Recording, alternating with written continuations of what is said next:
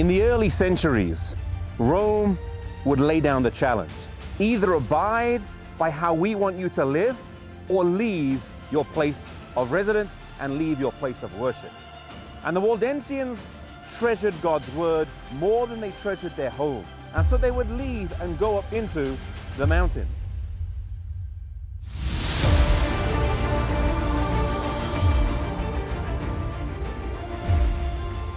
Life would not have been easy here in the Valdenžian valleys.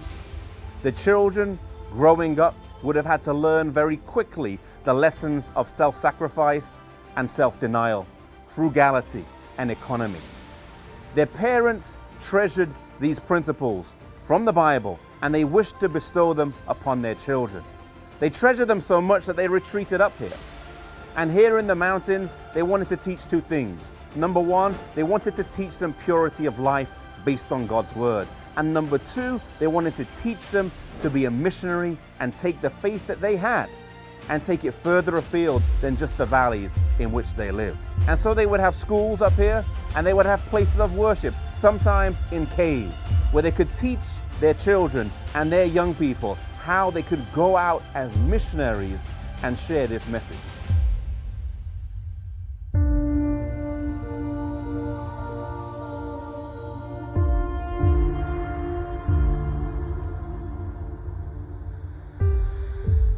The Valdenžians fervently believed in the Bible.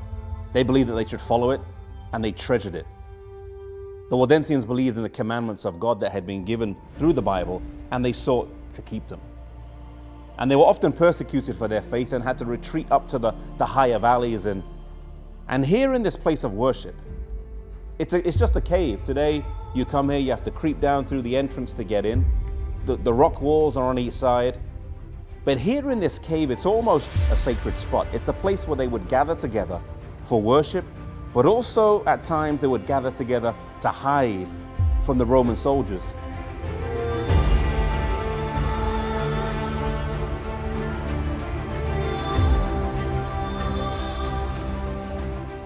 To me, it's encouraging to know that even when they were scattered in the mountains, they would still find time to worship together. And I believe it's very important that we today meet together with fellow believers and worship. But the thing that stands out to me here in this place that's not that pretty by earthly standards. There's no gold-plated pulpit. There's no marble table. There's just rocks. They're wet. But it's the quietness and the peace and the simplicity and the purity of this place that is striking. Is that if these Valdenžians would gather here, not just once, it wasn't just a one-off, it may have been repeatedly, it may have been over years, or may have been even over decades, that they would gather together to worship in caves like this that are dotted around these mountains. For us, church is so comfortable or so convenient. I'm sat on a cold rock, but oftentimes in church we sit on nice comfy chairs. The heating may be on. It may just be 5 miles from our house or just down the road, and yet sometimes we think, I'm not too keen to go. And I think back to myself, yourself, wherever we are. We have a time of relative peace, a time of relative freedom, where we can gather together and worship, where we can meet fellow believers. And my appeal is, don't waste the opportunities that you have. Don't be so comfortable or so convenient that we miss the opportunities that we do have.